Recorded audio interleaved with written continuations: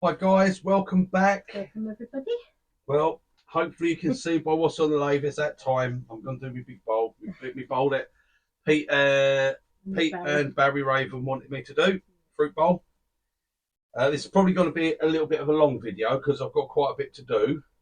But Peter and Barry took the time to cut this piece of wood and bring it all the way to Newark for me, so I can take the time to turn it for them. Yeah. They wanted me to do my take on a fruit bowl, basically, and this is what I'm going to do. Not as small as this is a design. I had a little test. I had in my head what I wanted to do, and I want to do this shape. Okay, I don't want points. Let's get that straight from the end. I'm not after points. I don't like points. Okay, I don't like sharp things on bowls. I think that stems back to my nan because my nan was blind, and she had glaucoma, so she could see if she put something like nearly poked it in her eye, she might. But so if I turned something, I gave it to her, she'd look at the sky and she'd feel it, and she'd get a picture in her mind of what it was, you know. So that's what you say. I mean, she's dead and gone now. I mean, don't get any sympathy on her. It's like you're talking 30 years ago. So she's gone. So that's it.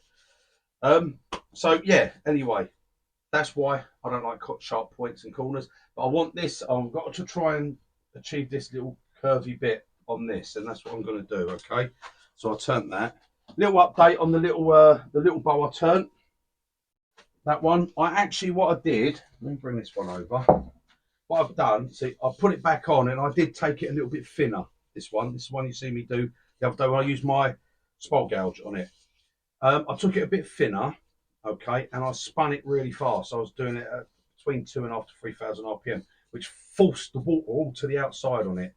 And now I've only got this little bit here. What I've got on this one, I've got some shavings in there. I've had that in there, like so, and I've put some in here, and that is drawing the water out of it really nicely. And it's not warping, it's not cracking.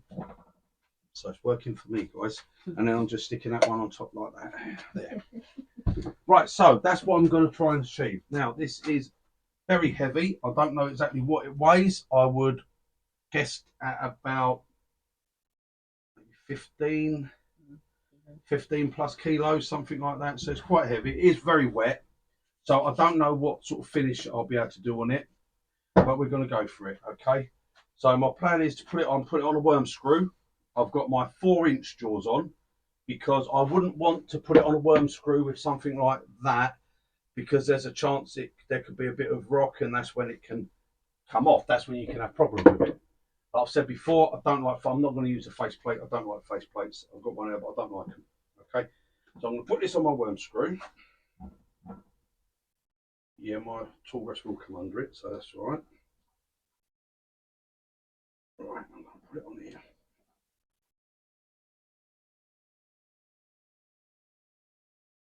Right, because I know now that's got a good, there's not going to get a wobble, okay? So what I'm going to do is I've got it on there. I'm going to back it off.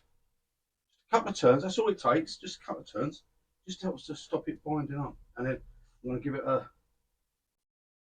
that's it, that's tight enough. I'm not going over that. Right, I don't know what this is going to turn like because, like I say, the weight, there's a lot of water around here which is going to add weight to it. But it seems fairly okay. We'll just be taking it slow. We won't be spinning that at 2,500, I can assure you. Right, and I'm going to be bringing the towel stock up, okay, and that's going to be pushing right in. Point on it. I want a point because I want it to dig in, and I'm going to dig it in. Okay, so now on there. I know it's not going to come flying off this way. Okay, it would have to do something really, really stupid to do that, and we're going to see how that goes. Right, the plan is that I'm just going to make some cuts going in to get this bit here to round up to about. I'm going to actually put a line across there and hope that I can see it when it's turning. I want to come up to. I've got to leave enough room for it to roll over. See. So I'm thinking if I come up to about this line here.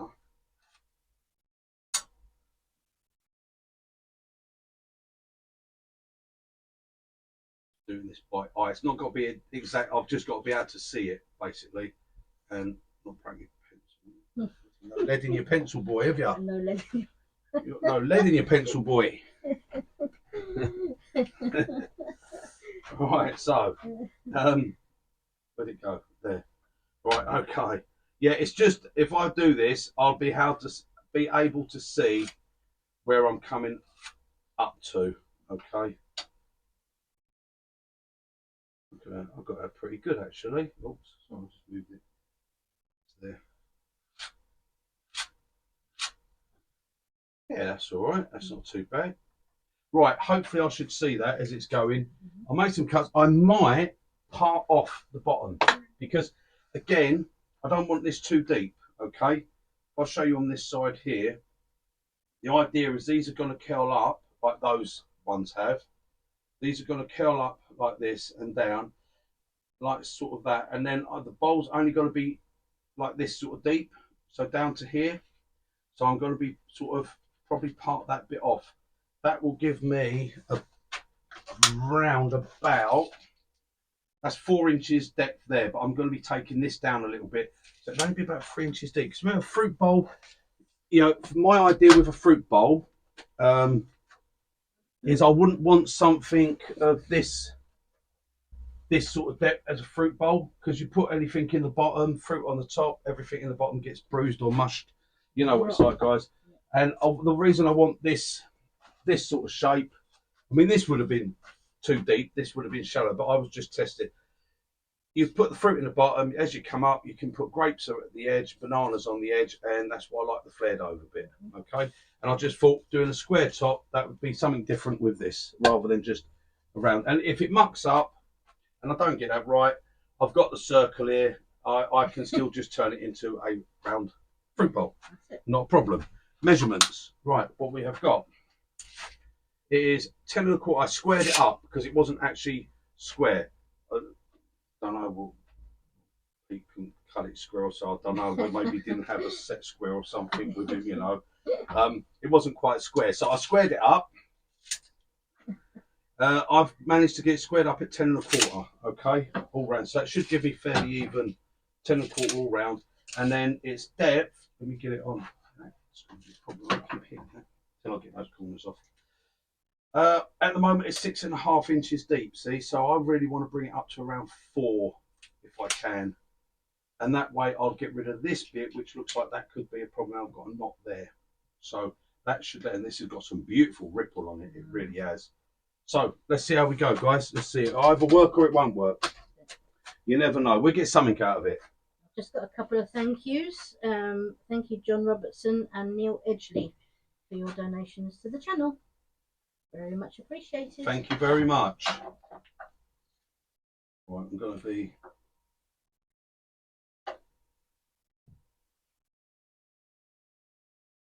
got a big gap there for air, so yeah. Right, I'm going to be starting there, like I say, on the corners, like so. Everything's missing there. I'm going to tighten everything down. I don't know what speed this is going to go to. I really don't. I'm just going to take my speed right down and we'll see as we go. And obviously for this one, guys, I'm going to be using one of my new spole gouges. If you've seen the video that I've just done, the little one, it's only 7 minutes long. You'll see how good these tools are. So like I said, if you can shout on to Crown, maybe they never know. We'll see. Right, okay, face shield on for a dead cert. I'm going to bring this over here so I can control it. Right, here we go.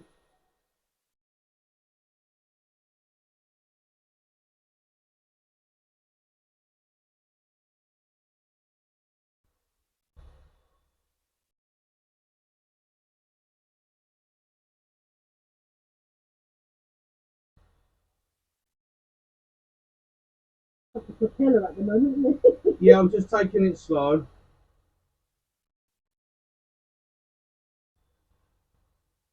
I can feel the lathe's just going to start to wobble. So I'm at 650 at the moment. So I'm just going to make some light cuts on the corner.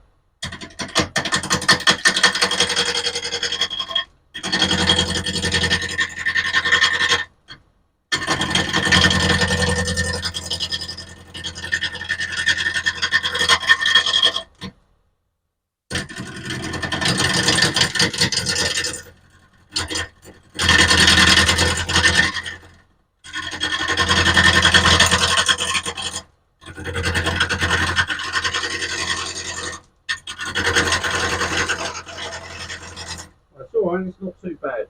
Getting there, I've got that big bit where that air is, and I've got to get past that first. And it's very slow.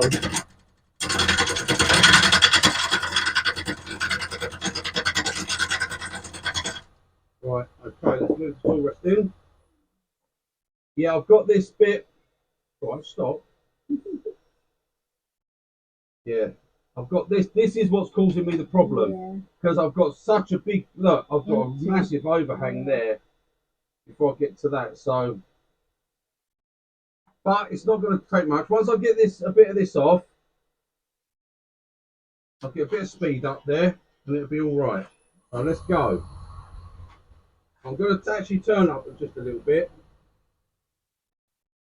7:30.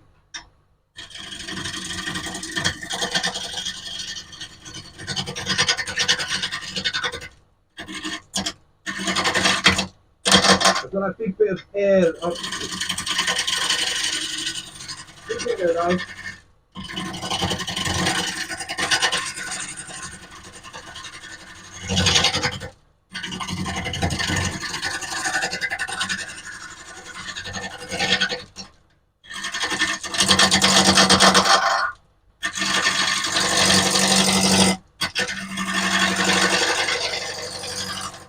Getting past it now, so it's slowly getting better.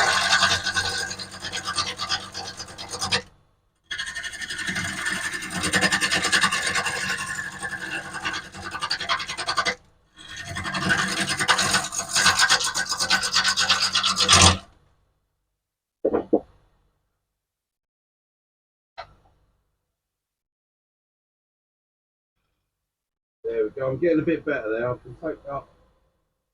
Yeah, see, I can get up to 800 now.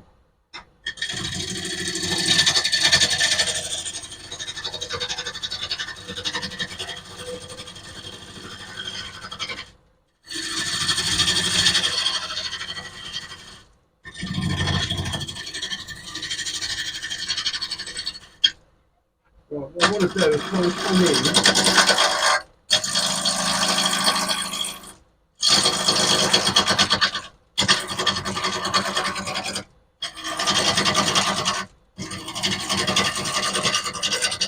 This is the place. I've got those square edges, see? I think I can see my line. I think it's there. I think. I think so, yeah. Through the shadow. Yeah, I want to try and get up there.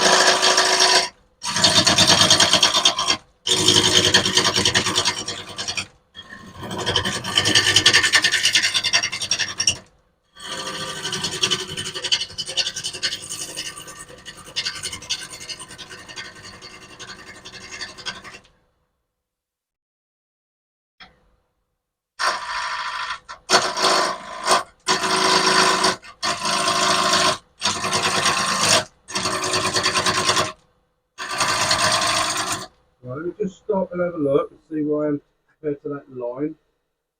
Right, stop, stop. Okay, I've only got a little bit to go. Nearly there. Ah, right. Oh, that's the way the line goes. I thought, hang on, I'm there, but not there. No, ignore the line. That's just a guide. They are square. Right. Okay. Yeah. It's this. This is the bit that's giving me the trouble because I've got such but you know, I'm here, and then as I come round, it's sort of like pumping on that. If I can get the speed up a bit, it would give me a lot less problem. But actually, it's all doing quite well actually, because it's a big lump of wood, and yeah, doing all right actually. Feels all right. Let's go. Might get in to do some push cuts on it as well. Right, we're at 800. I'm going to see if I can go up a little bit. Right, I'm at 912 now, so.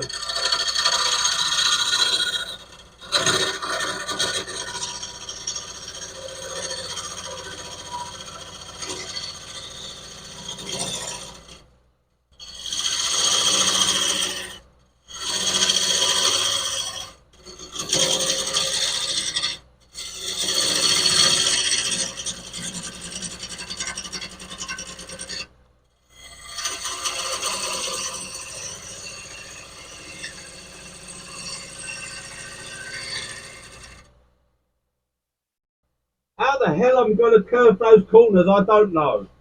I may have bitten off more than I can chew it. Didn't really think about it, did I?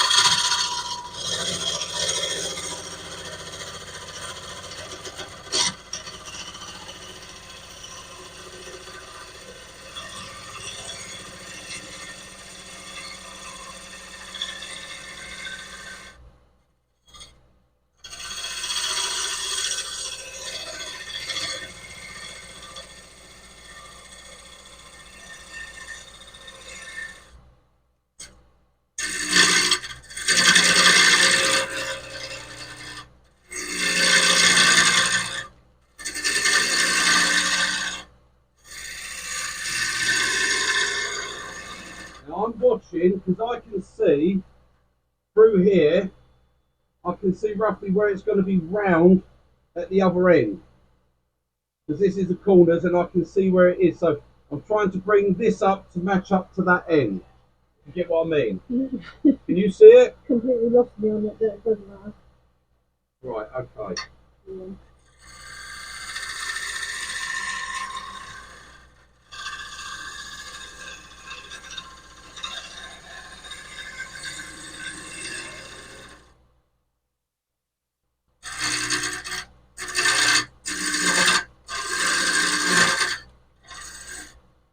I've got to check where I am. This gets interesting now. Because I'm nearly there. I've got to start. I've got a little bit chipped there, so I've got to start. I've got to make a few cuts in that way. Right, what I'm saying is when it's spinning, I can see this gives me a silhouette of a circle. Oh yeah, absolutely. Okay, yeah. and I can see where I want to come up to, because obviously I want that to blend in like there when it's done on the other side. So I don't want that to go any shallower than that anymore. Really, I'm going to start bringing that, getting a sort of a bit of a shape. I've got to come up a bit more on this, a little bit, but I've got to take a few cuts in.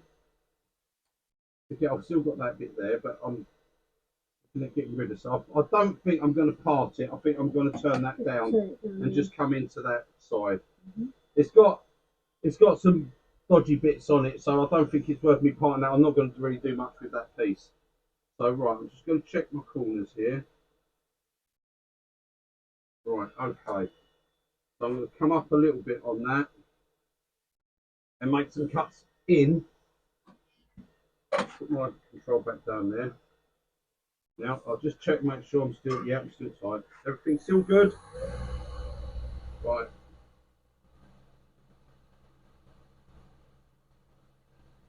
Not quite 1,000, but we're nearly there. So I'm just going to come in.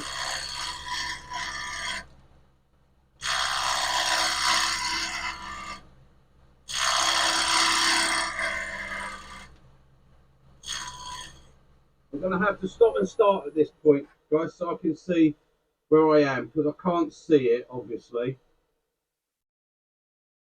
But I've got nice sort of clean corners there. Not that I'm keeping points, but I want them to be clean cut. So now I've got to sort of undercut it a little bit. What a bloody idiot. Why did I suggest that? Yeah. Right, we're okay. We're okay. Interesting.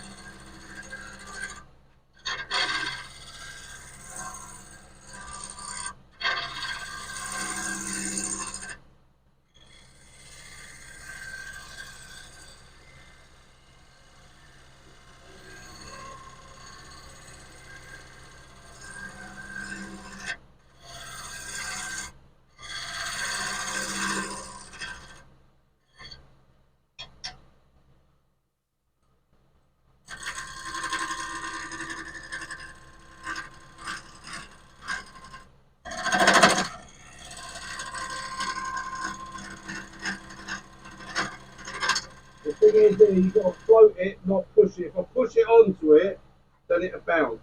Right, let me see where those corners are again. Right, okay, so I'm coming up to a flat now. So that's good. So now I've just got to start curling that in. And I will be going over to a carbide to get the actual curve, because I won't be able to maintain bevel around the curve, not in there. Okay? So that's all looking good though. I'm quite like it. I've still got to come down a bit more, so I've got a flat there. Flat there, flat there, flat there. So we're doing good. Right, it's going to be a take it easy and just test it, guys.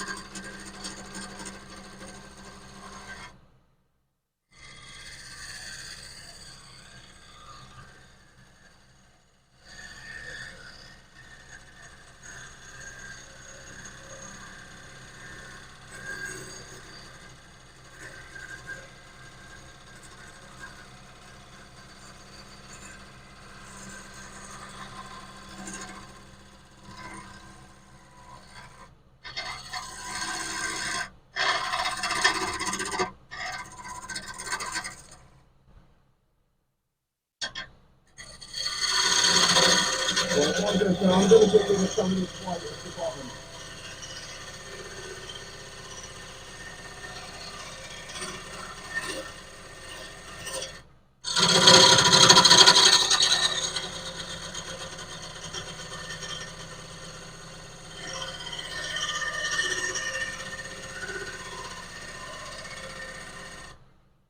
So I think I want to lose about that much off the bottom actually. Seems a shame really that I can't keep that. Maybe a bit too deep, isn't it, for a football? Sorry? It'll be too deep for a football. Yeah, it's way too deep. I've got to come down to that sort of depth. Yeah. So just seems a shame to lose that bit of wood, doesn't it? Yeah. It really does seem a shame. I don't know.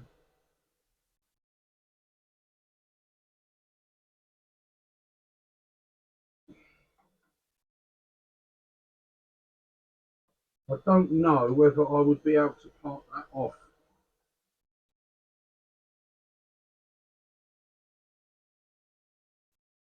I suppose there's only way to find out is to try, isn't there? see if it apart.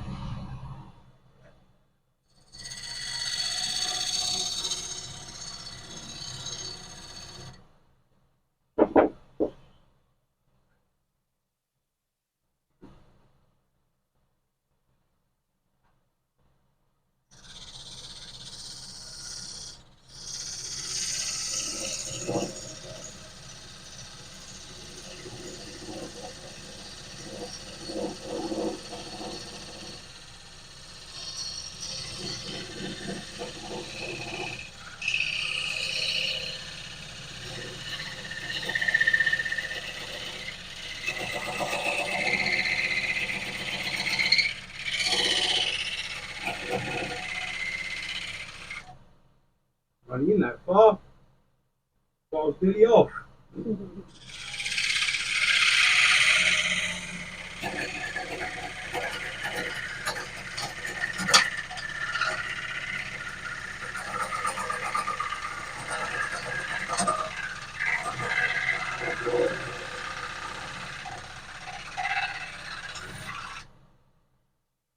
It's not too bad, I'm getting down there. A little bit more. It would help if the speed was up, but we're okay.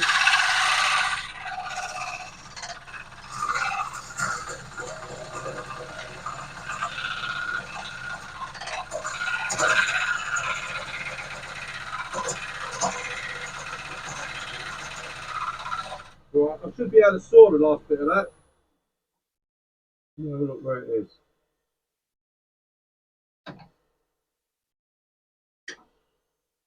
Down to sort of there. Yeah, I should be able to saw that last little bit. I think I saw that off, and then that gives me that for a little platter or something, doesn't it? Yeah. That's the beauty of those parting saws. See, I can go in there like. Right, there's that saw just behind you, darling. There, look, hanging up. Oh, That one will do. that one? Yep.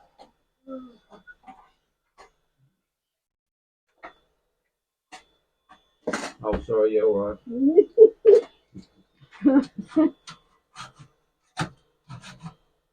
Got quite a bit there to go through. I might have been able to part a bit more on that.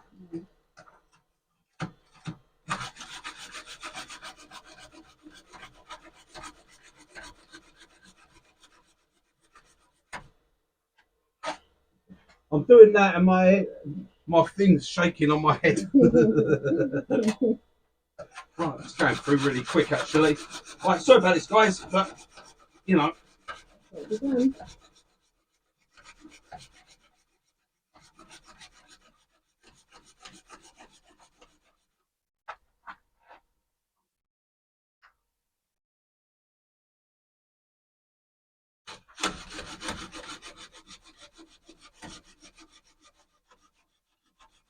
It don't help sawing wet wood, does it? Mm.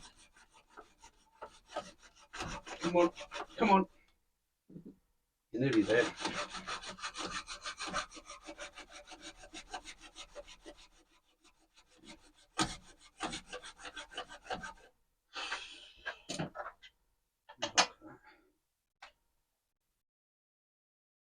Oh, come on.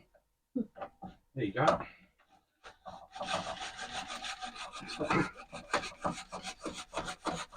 Come on, you should be through. Yeah.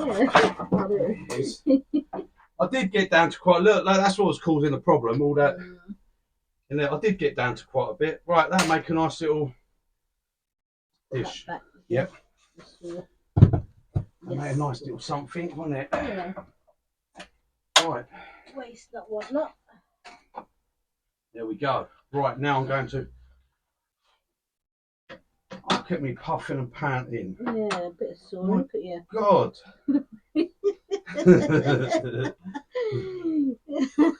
Oh, I'm fit.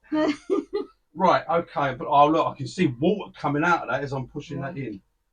Right, now that's going to have taken off a bit of weight. So we should be all right now.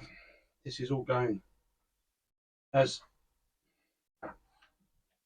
planned as any plan is, really. Right, I'm going to get that back to there. I'll come right across that like so. I've got a little bit more to undercut on that, and then the top will come over, which will give it, it hasn't got to come right over this, just a bit. But that's looking all right. I've got to come in a little bit because I've still got a flat there. I don't want that flat on that. So that's looking good. I don't know what this is going to produce at the bottom here. I think I'm going to get rid of most of it as I start to curl around. So, right, okay. Let's carry on. Right, mouthful of coffee. Still, it's fun. I should probably sharpen, really, because no, don't need it. Right, everything's still there. Yeah.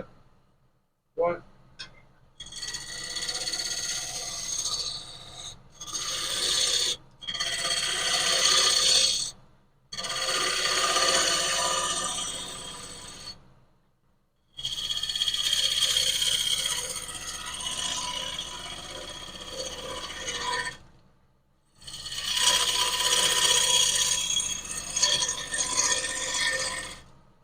Still got to be a bit deep, I think. I don't know. No, we'll see. Yeah, we'll see how it goes.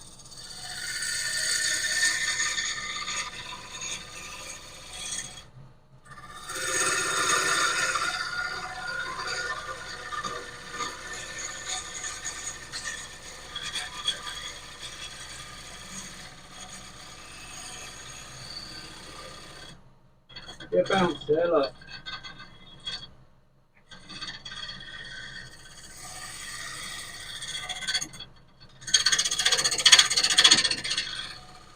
It's very bouncy that here. I'll have a look at that and see what that is at the moment, bouncy. But it's not either side of it.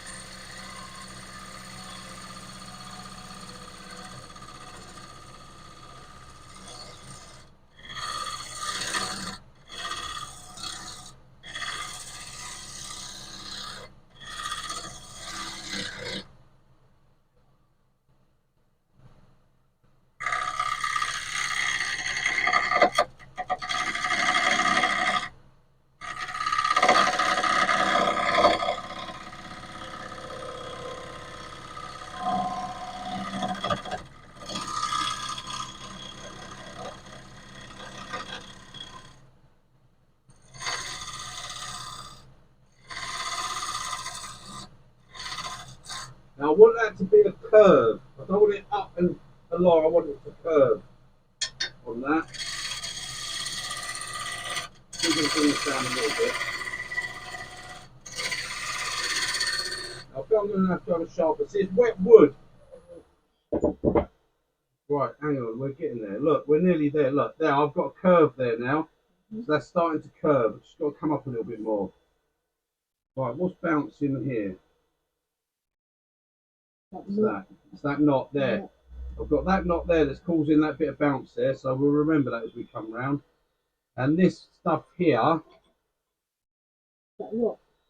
No, it's like a bit like it has a bit of silica in it, which is going to take the edge off of my tool really, really quick. So I'm going to give that a little sharpen. It only took me a second to sharpen that, guys. We'll set up. I don't sharpen it on this one. I'll sharpen it on my one over there because this one is a 180 grit, which is quite worn down, so it's nice and smooth. That's for smaller tools. For these big tools, I use the one over there, which is an 80 grit CBM wheel. Okay. So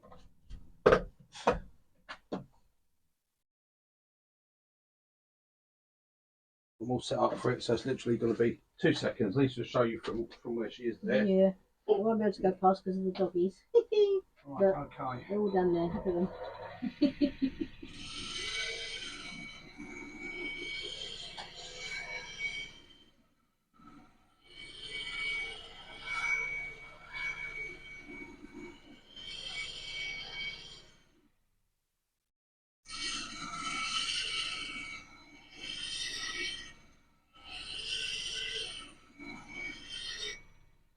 That's it. Simple as that, guys. That's razor sharp again. Now the problem, I find a lot of it, and I noticed it the other day. It's not so bad with this, but it's oh, I've got loads of shavings here. It's not so bad with this wood, but it's really bad with the ash, the wet ash. Is that it builds up on your chisel like plaster, and it goes rock hard. You can't even brush it. You have to. I've got a bit there, look, and it's not so bad with this. You can sort of scrape it off, but what I found with the ash is it gets on the back of your bevel, and when you come in for a cut, you're not actually on the bevel because you've got a big crud of debris on it. It goes like a powder that dries rock hard. Like cement. Yeah, and it was really buggering up. But not so bad on this. Anyway, that's it. Quick sharpen, done. Yeah, I use that one over there because that's if I'm for bigger tools and rough cuts, roughing out the outside of bowls and stuff, tend to sharpen with an 80 grit. What the 180 is too fine. That loses its edge. It'll take the edge off a bit quick if you do it with that. Right, okay. As you can see, we've got a nice enough undercut there. I've just got to come in and take because I've got a flat there. I've got to come in and get that from the edge. I will probably do that with a different tool when I come down to that. This is for doing all the big work at the moment. Okay, I want to take some more of this off the bottom now. Start coming around and get ready for where I'm going to put my tenon, which is going to be a 4-inch tenon on this. Sorry, there we go. Right, hopefully I can go up with a bit of speed. So I've lost a bit of weight on it now. Oh, no, I don't know.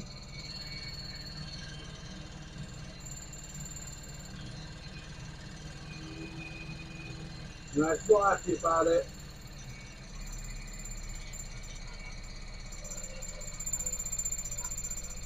And I have to let it stop shaking now. Turn it right down, stop it shaking, then go back up.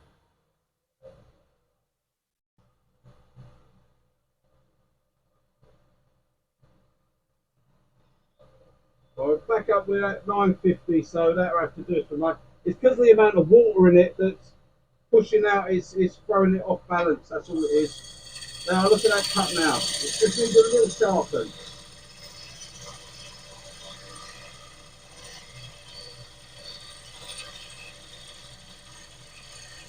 I've got to really float that bevel past there, just where that knot is.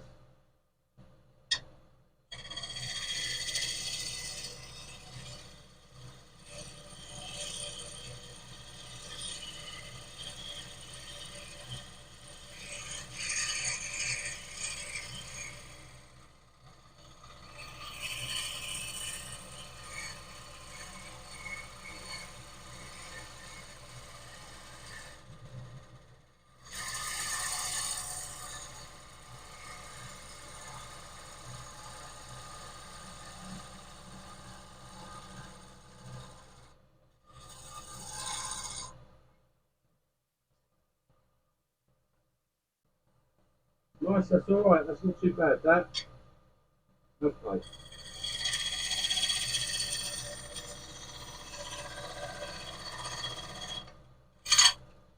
Oh, don't do that.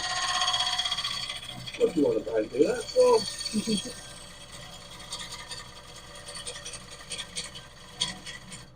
I'm cutting the wrong way, that's all it is.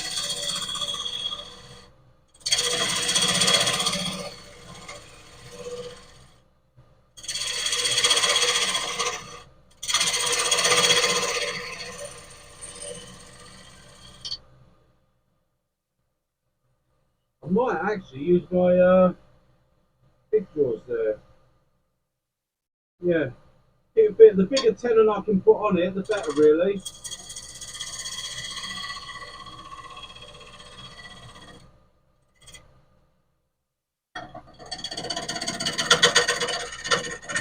You're not going to like that, are you?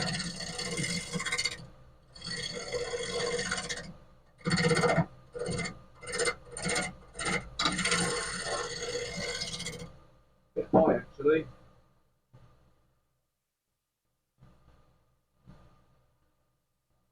Bigger tools, ain't they? Where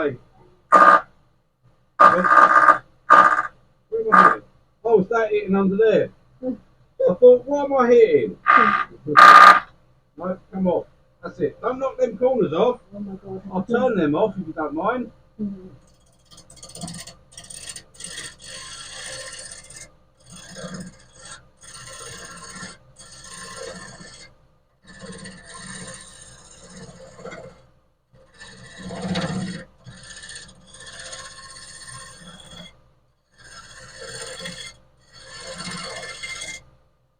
Right, that's it. That's just the foot. That's going to be coming off anyway.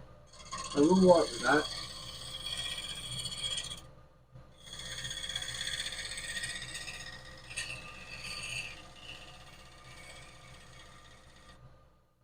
I don't know if that's going to be shallow enough yet. I was saying I wanted it a bit shallower than that, didn't I? But I don't want to take the diameter down. Right, I'm coming from there, so right, okay. I need to take a little cut just up and not take those corners off.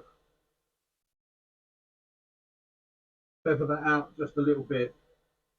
Right, okay.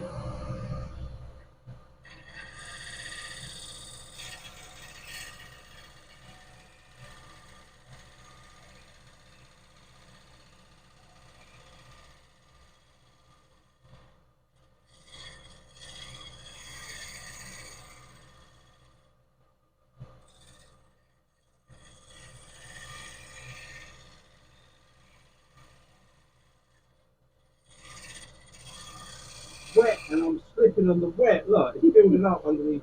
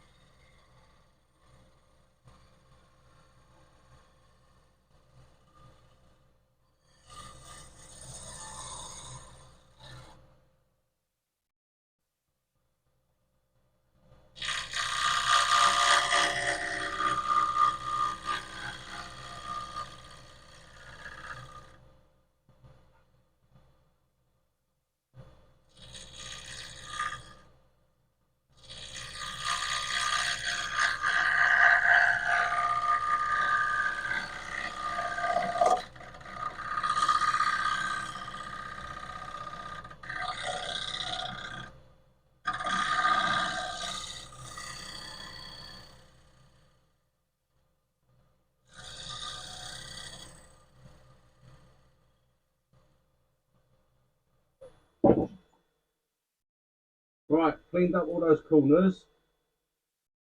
Right, okay. Didn't really want that flat there, but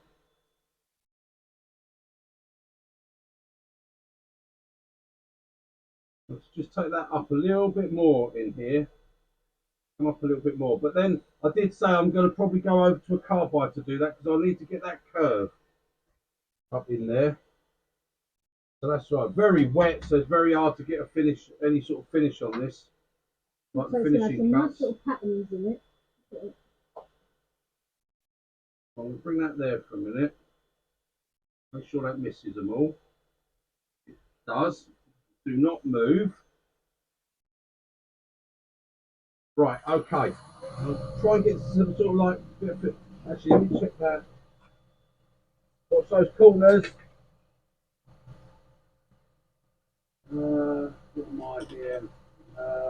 Yeah, I'm 4.5 closed. So, yeah, I'm going to be able to hold that. Watch that propeller swinging round.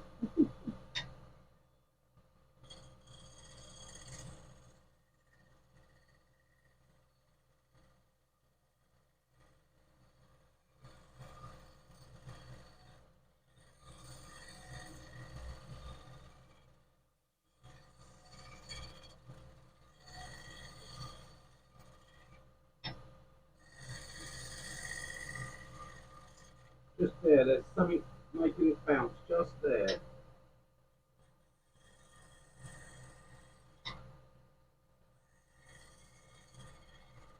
My problem is I can't get in here because I've got those bloody corners swinging around, don't I?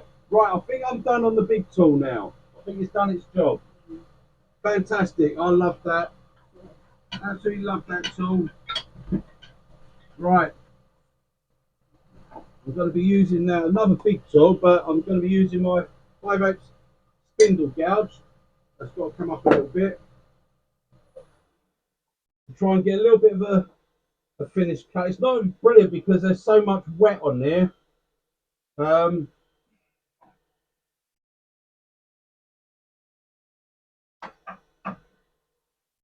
see, put that there. I know that misses everything. There's so much wet. It's not easy to get a finished cut on it because it's soaking wet. Let's see.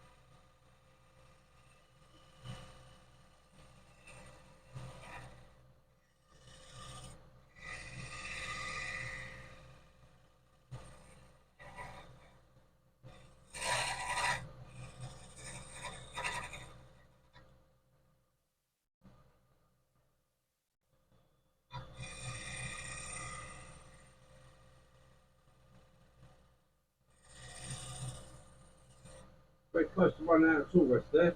Right, that's a lovely smooth cut. There's no torn grain or nothing. You know, it looks like it's got lines on it, but I think that's just the water. That's the wet in it causing that.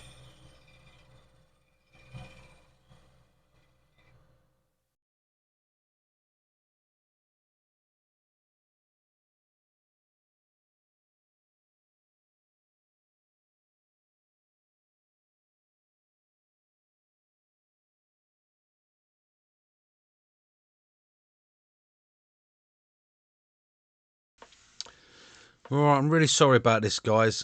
I lost connection with my microphones. As you know, I've been testing new mics. I went for Wi-Fi ones because I thought there'd be an easier option, and they haven't been very good quality, as people have told me. And they lost connection, and no way of me knowing. So an hour of a video, there was no sound. So what I've done, I've just shortened some of this down, taken little clips of it at certain parts, so you could see what I did with this bowl, and hopefully it'll be okay to watch a little bit of this. I'll do a little bit of voiceover on it. I've returned those microphones now, got my money back because they weren't cheap, those very expensive ones, and I've got a different microphone that I will try at some point. So here I'm just remounting it to do the hollowing. I've just done a few finished cuts. I can't sand it, it is wet. Water is coming out of it quite a bit on the end grain there, so I can't do any sanding to this, and I can't put any finishes, waxes or anything like that. I wouldn't put oil on it. I don't want to seal it and stop the water coming out. So enjoy. I'll just do a bit of shaping on the wings here first, and then I'll be doing a bit of hollowing.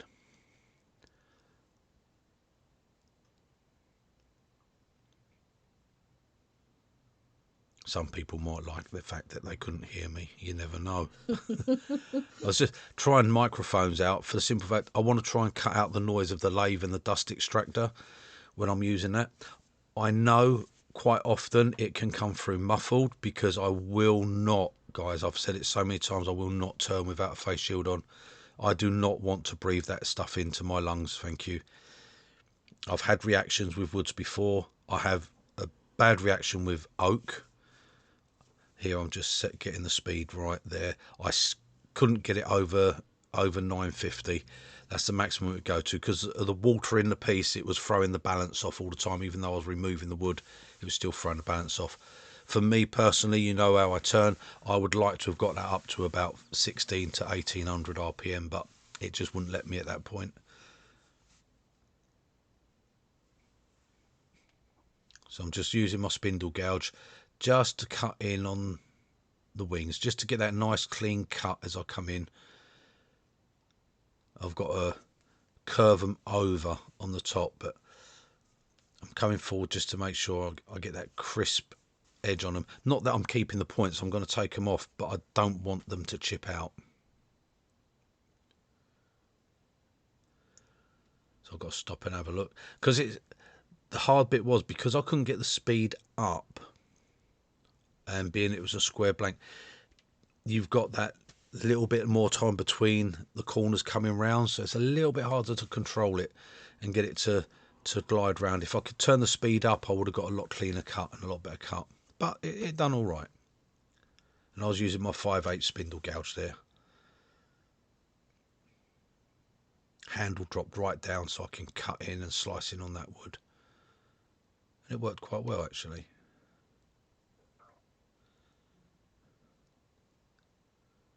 As you can see, looking at this now, I was seeing exactly what you're seeing now. I could not see where those wings were starting.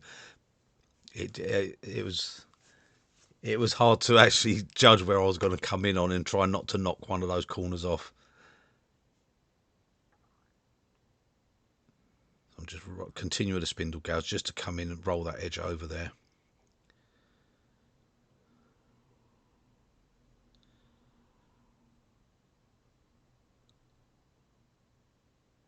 Cedar's quite a nice wood to turn actually. It does cut rather Sycamore. nice.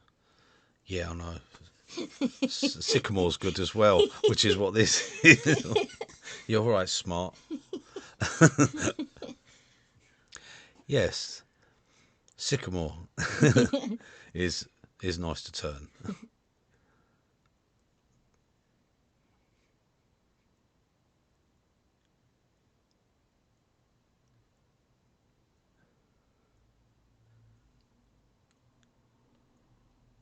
Just checking how far I've got to come in, because I was trying to achieve it to curve. I wanted it to curve, but also curve in the middle as well.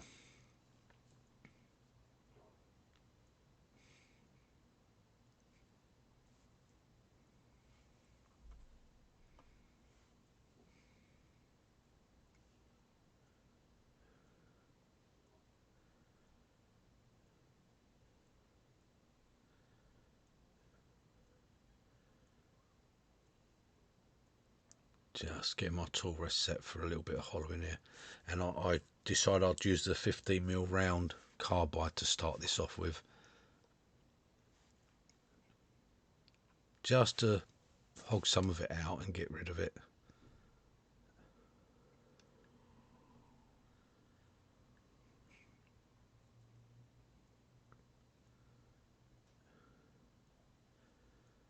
And pretty quick I realise that I'm a little bit high there, so I have to stop.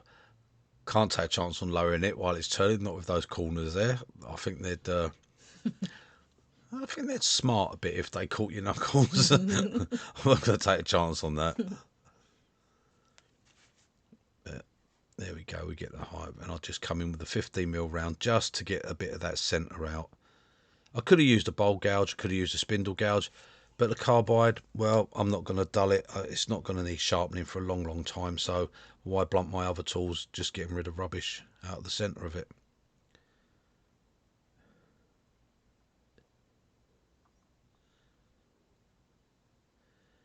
But I must say that it produced nice shavings coming out of there anyway, so it was okay once I get into the hollowing. There you go.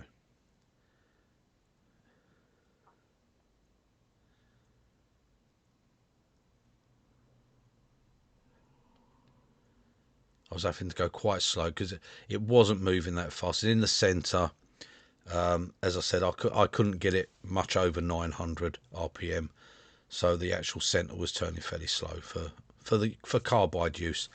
Carbide always being a little bit better at speed.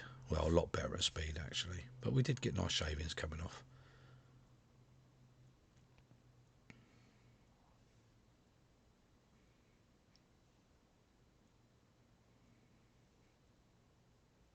And again, another slight adjustment on tool as I was still just slightly high. Very important, especially with all the tools. For me, very important to be dead on set, so that tool finishes on centre. You can cut above, you can cut below, but always finish dead on centre.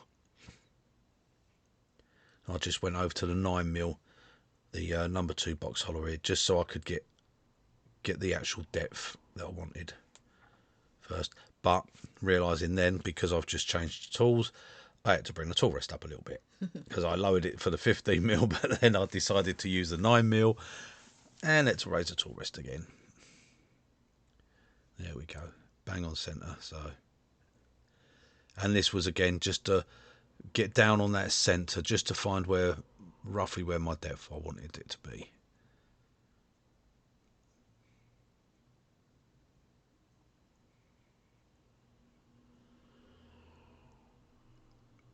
Those box hollowers are lovely tools to use. And then here I just came in with the 15mm square, just to literally get rid of the wood quick.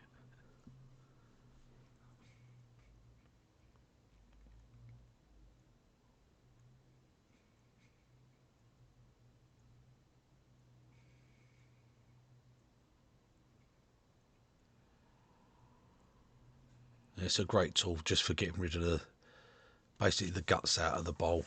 It'd been nice if I could have cored it, but I don't do core. I don't core bows. I don't turn enough of bowls like that, wet bowls, to worry about it.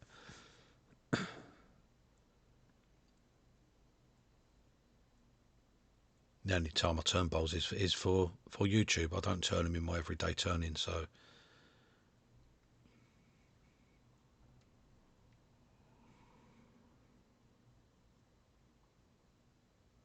But you see, it makes fairly quick work of it.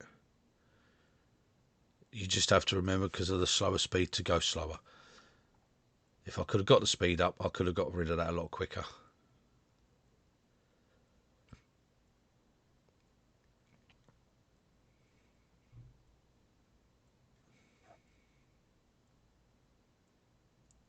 So I can only apologise for losing the sound, guys. It's yeah, the sad thing, the microphones didn't even let me know. There's nothing to let me know that they had gone off. So there I am talking away and giving all this valuable information out. I gave the winning numbers for the lottery and everything, and guys, you just missed it all. I'm so sorry.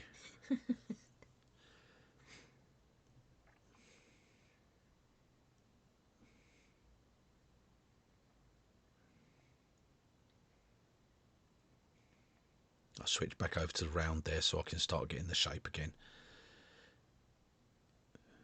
The square's good, but you can't get the... It's not as good for shaping the inside of a bowl. It's all right on the outside, but not so much on the inside.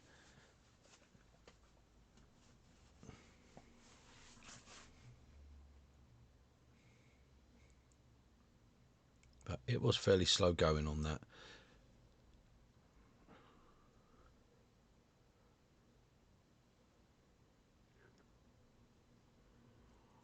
I wasn't looking to get the whole thing hollowed. I just wanted to get some of it out before I go back onto the outside edge. Here I'll go over, I think this was the SCH3 I went over to here.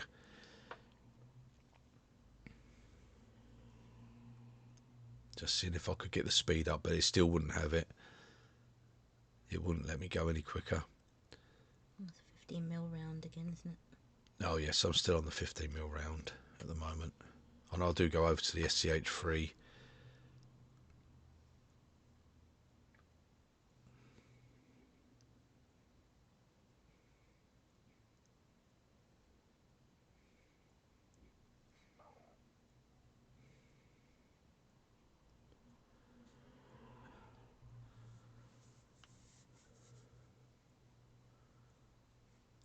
So a lot of time with the wet wood. The Carbide cuts it really well, and you get quite a nice finish off it, even just plunging in like I'm doing here. The only problem was I find if you rolled over to get a cut, it was clogging. The wood was so wet, so it would actually clog on the cutter, and I'd keep slipping. It'd build up underneath the bevel there of the cutter, and I'd actually slide across the wood, so I kept getting that sort of slip.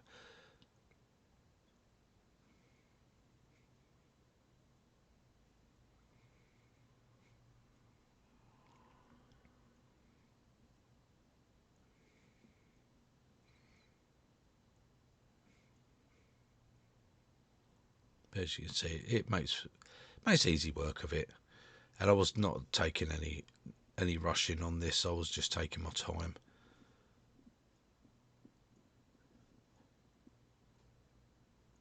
You can see there the water's being forced out to the side, and that was a problem I had. There's so much water in there, and it was forcing out, and that's where it was throwing it out for the balance. Why I couldn't get the speed up, because obviously it was heavier on the two end grains than it was on the side grains.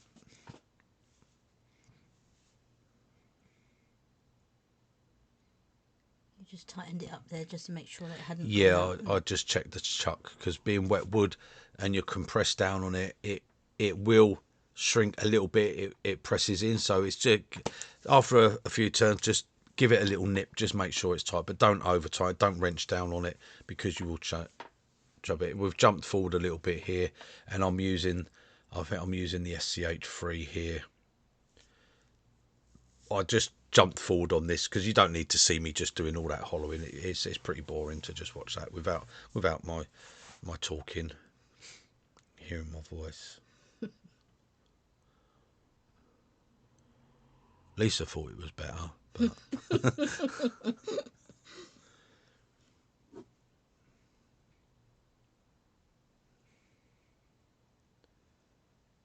SCH3 is a fantastic tool. It really is a fantastic tool. I love it. I wouldn't be without mine.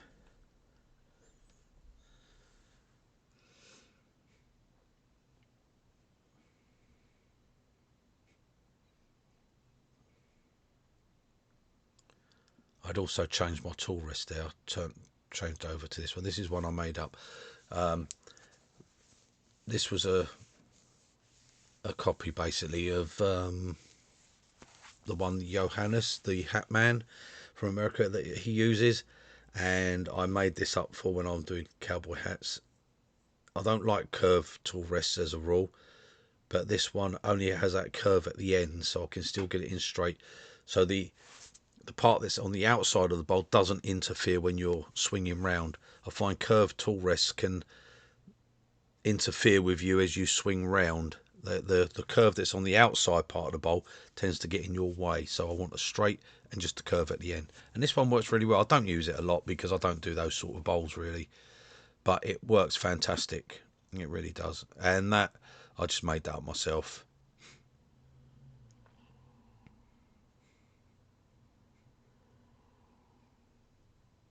It seems all these good things that really seem to work, none of these tool companies seem to sell.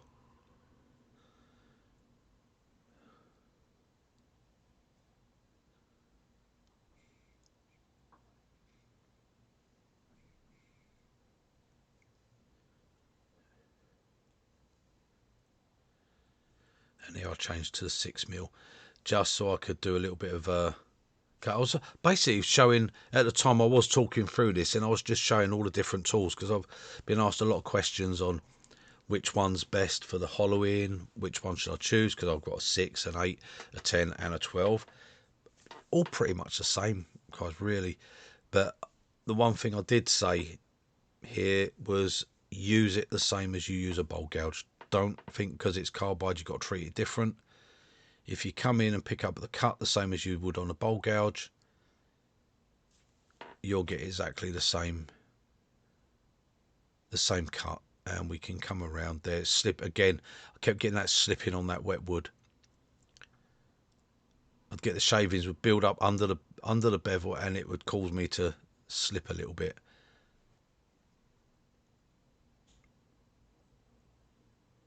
That 6mm AU hollower, that is a lovely tool to use, it really is. But like I say, work off the tip the same as you would if you was using a bowl gouge there. And this is like using a 1/4 inch bowl gouge, which you just wouldn't be able to do on a bowl this size. But you can do it with this tool, and you'll get the same cut as you would with a 1/4 inch bowl gouge. Now, you wouldn't go and just use the wing of it and scrape up the side of the bowl, so don't use these to scrape. Use it the same. Work off the tip, and you find you get some brilliant results with it.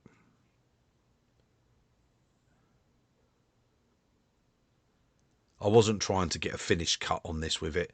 I'm just using it to hog some out. I wanted to get some of the thickness out from in the side there. Where I pointed to there. It was a little bit thick, and I just wanted to get a bit more out of there.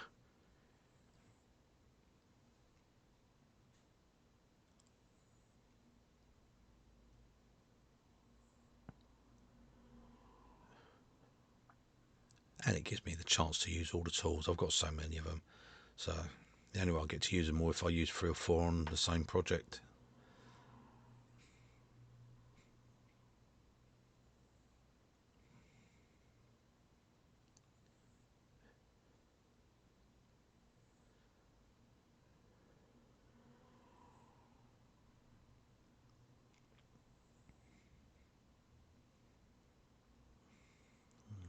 You can see all the shavings that built up in there. You can see it's a pretty good finish. It's coming off for the 6mm cut, but you can see how wet that bowl is on the end grains there. There's a lot of water there. And I had taken it a little bit thinner than I intended when I went with the bowl gouging, but I wanted it to dip there, which you will see when I do a follow-up. I'll do a follow-up of the finished bowl. I'll do a video for that. I've got to sand those little edges down a little bit. They're very thin at the edge, but I want them to curve down. That's why they was done like that. I did explain it at the time when I was doing them.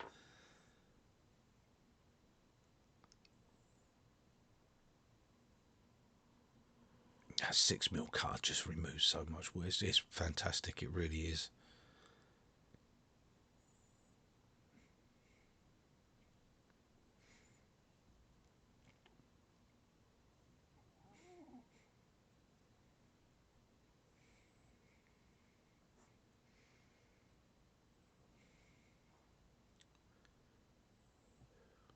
And I find it a lot better being that it's actually mounted straight to a 12mm bar rather than having it where the tips go in the end of a bar, because it tends to cause a bit of you can get a bit of chat and a bit of vibration from it going to that smaller tip.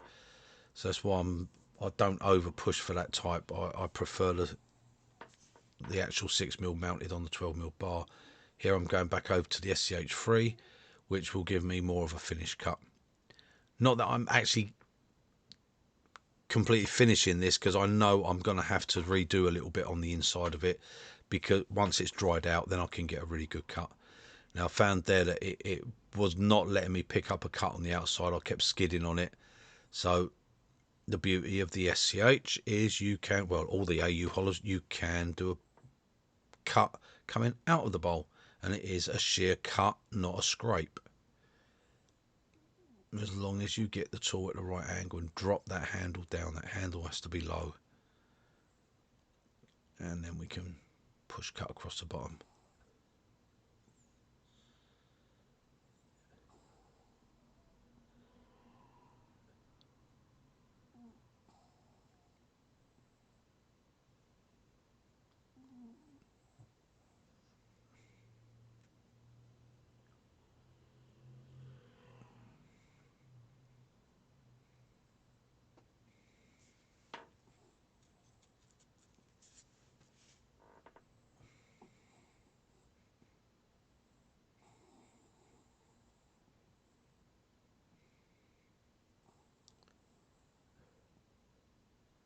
And this is my bottom feed gouge, if you like. I don't have a bottom feed bowl gouge anymore. I don't own one. I took that grind off and turned it back into a, I think I just put a 45 bevel on that tool and took it back to a normal fingernail grind. And this is what I use for finishing all my bowls now.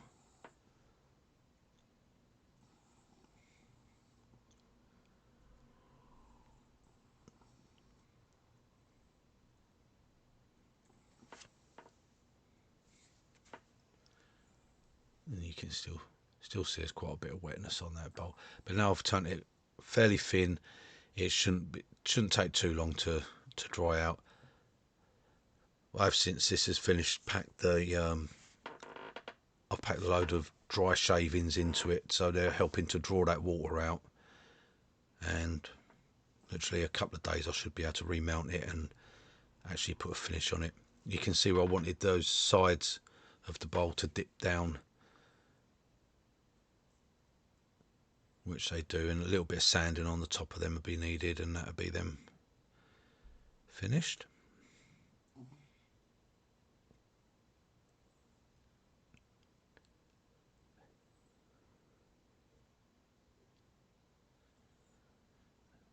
You get a really nice fine cut with that tool.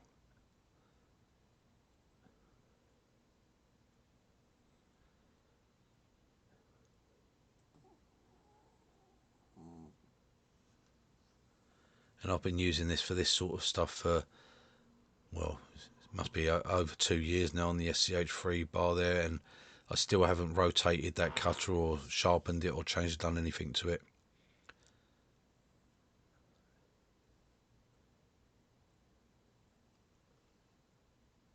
Yeah, there's a few tool marks there in the side where I couldn't pick up that cut. It was just so wet, but I can do it on a pull cut coming out of there, see, because I can get a shear cut and keep the handle down low.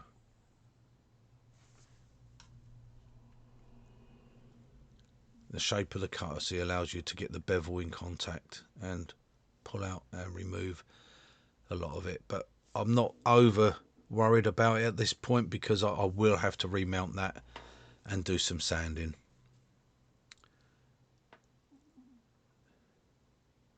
And this is pretty much coming up to the end now, guys. I should do a little bit of sanding just on the edges here just to see how it goes, but it's too wet to sand. It's clogging up. I just wanted to go where these parts are where I'm sanding now, that I'm going to dip them in a little bit more. I want that shape. I want it to be all curves on the top, is what I was trying to achieve with that shape.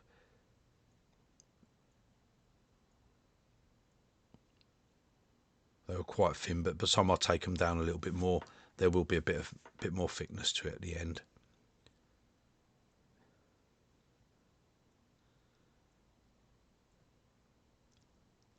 Then once it's dry, I will then take those corners off, as I'm showing there. I normally put a foam pad, that's what I'm showing here, with a bit of sandpaper on it, and then I will let it spin, and I will just come in and that will take those corners off, so I don't have the sharp points. I don't want it to be pointed, and then I will slowly clean them up, but that will be done on the next video.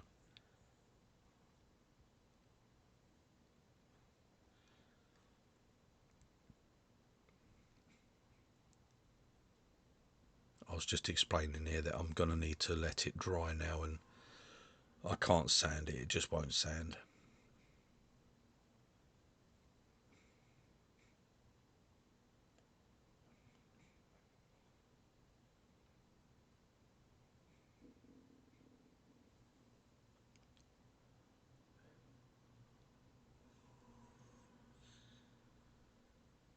So we take that off and let you just see the shape of it.